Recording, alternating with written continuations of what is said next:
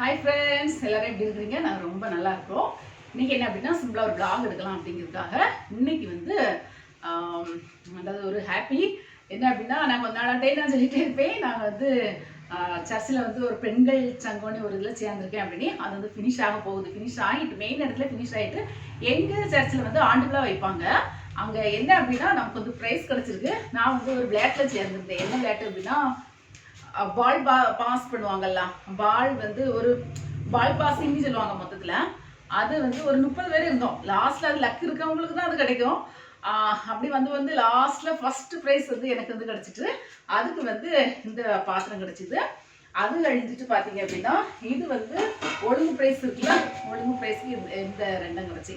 அதாவது எல்லா வாரமும் போகிறவங்களுக்கு வந்து இதை விட கொஞ்சம் பெருசு, ஒரு வாரம் மட்டும் போகாதவங்களுக்கு இதை விட அதுல இருந்து கொஞ்சம் சின்னது. இது 3வது அப்போ வரும் கணக்கு பார்த்தா இது 3வது ப்ரைஸ். அதில் ஒரு 5 பேருக்கு போல 3வது ப்ரைஸ். அப்புறம் 5வது 6வது 7வது இந்த மாதிரி வரிசைக்கு போயிட்டு இருந்தது. 8 ப்ரைஸ் வரை உண்டு. சிலவங்க வந்து 2 வாரம் தான் அங்கே வந்திருப்பாங்க. அந்த மாதிரிலாம் இருந்தது. அதுக்கு வந்து இது கிடச்சிது. எனக்கு ரொம்ப ஹாப்பியாக இருந்தது. இது மாவு ஆப்பத்துக்கு மாவு அரைச்சி வைக்கலாம். ஆப்பத்துக்குன்னா இது கரெக்டாக இருக்கும்னு நினைக்கிறேன். ஒரு 3 நாளைக்கு சேர்த்து அரைக்க மாதிரி அந்த மாதிரிலாம். அது இதை விட பெருசு, அதை விட 3 நாளைக்குனால இது பெருசு தான். அதனால் வந்து இதே போல் வந்து இந்த மாதிரி இதில் தான் தோசைக்கெல்லாம் மாவு அரைச்சி வைப்பேன். இது கிடச்சதில் ரொம்ப ரொம்ப ஹாப்பி. அது கழிஞ்சிட்டு என்ன ப்ரைஸ் வரோம் நமக்கு என்னன்னா, நான் எதுலேயுமே நான் கலந்துக்க மாட்டேன். அன்னைக்கு வந்து பெண்கள் மட்டும் தான். அந்த காம்பவுண்ட் ஃபுல்லாக பார்த்தீங்க அப்படின்னா ஆண்களே கிடையாது, பெண்கள் மட்டும்தான். அப்போ எல்லாரும் போய் விளையாடுறதுக்கு நிற்கப்போ எனக்கு ஒரு ஆசை வந்துட்டு ஒரு 5 விளையாட்டு வச்சாங்க. ஒரு இதில் ப்ரைஸ் கிடச்சிட்டு அப்படின்னா அடுத்த விளையாட்டில் வந்து நம்ம சேரக்கூடாது.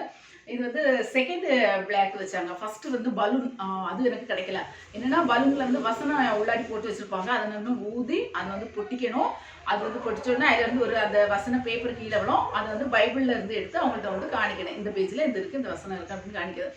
அதில் எனக்கு 5வது 6வது அந்த மாதிரி லிஸ்ட்டில் தான் வந்து பெட்டு நம்ம வீட்டில் வச்சு ஊதுனா வெட்டுன்னு கொட்டோம். அங்கே வச்சு நமக்கு டென்ஷனில் ஒன்றுமே பட்டலாம். அந்த மாதிரி இது செகண்ட் விளையாட்டாட்டு இருந்து பால் பாசிங் அந்த மாதிரி கிடச்சிது. என்ன நமக்கு கிடைக்கும் அதை வந்து கண்டிப்பாக நான் உங்களுக்கு காணிக்கிறேன். எனக்கு வந்து இது ஹாப்பியாக இருந்தது.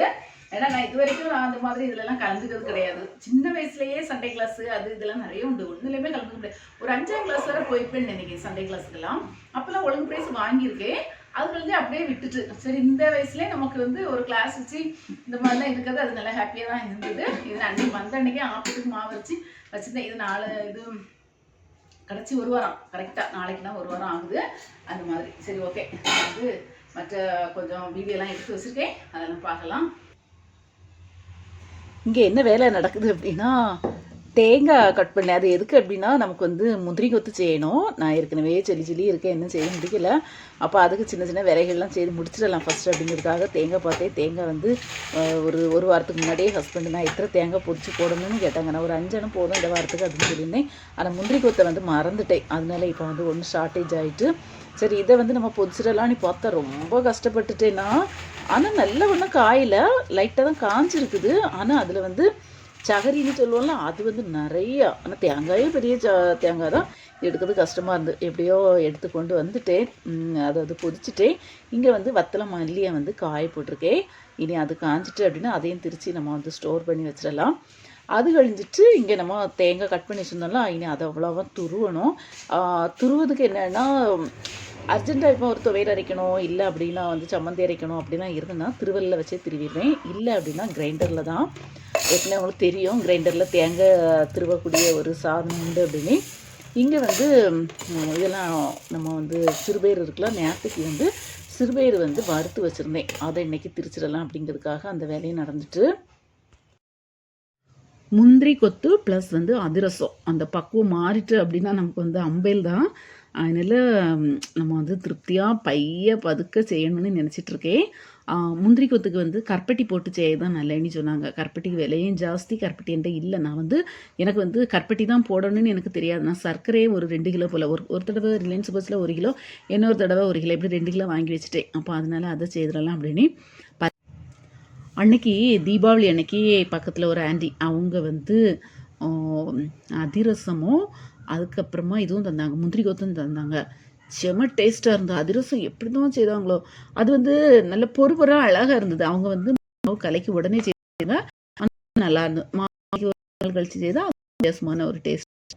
அதனால் எனக்கு அவங்கெல்லாம் செய்ததுனால எனக்கு ஒரு தைரியம் வந்துட்டு நம்மளும் அதை எப்படி செய்து பார்த்துடணும் அப்படின்னு கொஞ்ச நாளைக்கு முன்னாடி நான் வந்து அதிரசம் செய்து பார்த்தேன் ஒரு 1.5 வருஷத்துக்கு முன்னாடி.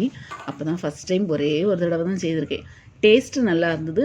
ஆனால் வந்து நல்லா ஹார்டாகி போச்சு. சேனலில் வேறு நான் வந்து அப்லோட் பண்ணியிருந்தேன். ஆனால் வந்து ஹார்டாக தான் இருந்தது. அந்த மாதிரி சரி இன்றைக்கி வந்து கிரைண்டரில் வந்து தேங்காய் துருவிடலாம் அப்படிங்கிறதுக்காக செம்ம ஈஸி தான். நிறைய வகையான திருவள் இருக்குது நமக்கு. ஆட்டோமேட்டிக்காக நம்ம வந்து சார்ஜ் ஏற்றி இது பண்ணக்கூடியது, கரண்டில் பண்ணக்கூடியது எல்லாம். இது கரண்டில் பண்ணக்கூடியது தான். அந்த மாதிரி இது கிரைண்டரில் இது மாதிரி செட் பண்ணி நம்ம செய்யலாம். எல்லாமே தனியாக இருக்குது. ஆனால் இதுதான் எனக்கு வந்து ரொம்ப சாட்டிஸ்ஃபைடு. அதெல்லாம் பார்த்திங்க அப்படின்னா நம்ம வந்து அந்த கவுண்டர் டாப்பில் ஃபிட் பண்ணி வைக்க வேண்டியது இருக்கும். திடீர்னு கலந்தே வந்துடும். அந்த மாதிரி ஒவ்வொருத்தருக்கும் ஒவ்வொரு இது இவ்வளோ தேங்காய் தான். நான் வந்து அதுலேயும் 2 பாதியாக வச்சுட்டேன். அது பின்ன பார்க்கலாம் அப்படின்னு. இவ்வளோ தேங்காய் போதும்னு நினைக்கிறேன். ஏன்னா மாவு வந்து நமக்கு 1.25 கிலோ தான்.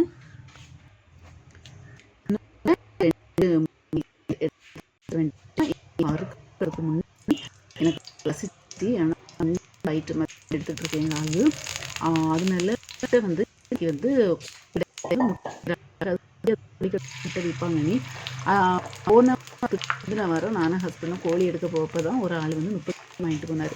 அப்போ 30 முட்டை வாங்கப்போ நமக்கு வந்து ரேட் கம்மி அப்படின்னு சொன்னாங்க. அதாவது ஒரு முட்டைக்கு 20 பைசா குறையும். அந்த மாதிரி 80 வச்சு ஒரு 30 முட்டை வாங்கினோம். அப்புறமா அது தீர்ந்துட்டு நேரத்தைக்கு வந்து டவுனுக்கு போயிட்டு வரக்கூடிய வழியில் நான் ஒரு 30 முட்டை வாங்கிட்டு வந்தேன். சரி இன்றைக்கி சாம்பார் இருந்தது, அதையும் சூடாக்கி நம்ம முட்டையும் பொரிச்சு தின்றுடலாம் அதுக்காக அப்படிங்கிறதுக்காக.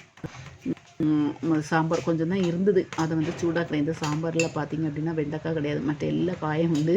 ஆனால் வந்து செம்ம டேஸ்ட்டாக இருந்தது. அதை வச்சு சூப்பராக வந்து சாப்பிட்டுக்கிட்டேன். சொன்னது போல் முந்திரி வந்து பைய தான் நம்மளால் செய்ய முடியும். அதனால் வந்து நம்ம வந்து சிறுபேர் வந்து வறுத்து பொடிச்சு வச்சாச்சு. இனி வந்து தேங்காய் வந்து துருவி வச்சாச்சு. அது வறுக்கணும். அதுக்கு முன்னே கொஞ்சம் ரெஸ்ட் எடுத்து, அதாவது கொஞ்சம் தூங்கிட்டு அதுக்கப்புறமா வந்து செய்யலாம் அப்படிங்கிறதுக்காக. அது வந்து அடுத்த வீடியோவில் தான் நம்ம என்றைக்கு முடிக்க போகிறோமோ தெரியலை, பார்க்கலாம். அதுக்கப்புறமா இன்றைக்கி பார்த்திங்க அப்படின்னா நல்லா ஏமாந்துட்டேன். காரணம் என்ன அப்படின்னா அவல் வந்து ஒரு 4 இப்போ வந்து வேறு ஆள்கிட்ட நான் வாங்கவே மாட்டேன். ஏன்னா இவர் கொண்டு வரக்கூடிய அவல் சூப்பராக இருந்ததா.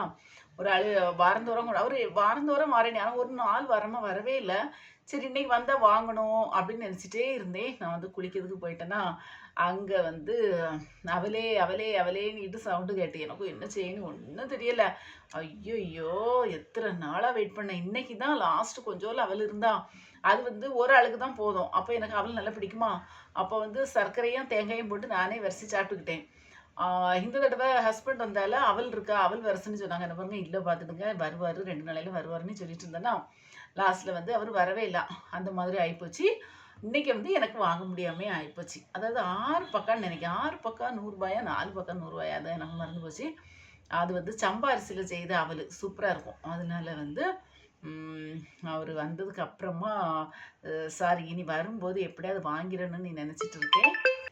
ஹஸ்பண்ட் வந்து ஃபோன் பண்ணாங்க, அதை அட்டன் பண்ணிக்கிட்டேன். என்ன அப்படின்னா அவங்க பேங்க்கில் இருக்காங்களாம். அப்போ அதனால பேங்க் மேனேஜர் வந்து கொஞ்சம் பிஸி ஆகிட்டார். அதனால கொஞ்சம் ஏதாவது பேசுவாங்க. அந்த மாதிரி பேசியது முடிவாயிட்டு. சரி நம்ம வந்து இதோட வந்து இன்னத்த வ்ளாக் வந்து ஃபினிஷ் பண்ணிடலாம். ஏன்னா கொஞ்சம் எனக்கு ரெஸ்ட் எடுக்கணும். ரெஸ்ட்டை விட்டுட்டோம் அப்படின்னா ஆபத்தாயிரும். சரி ஓகே பாய்.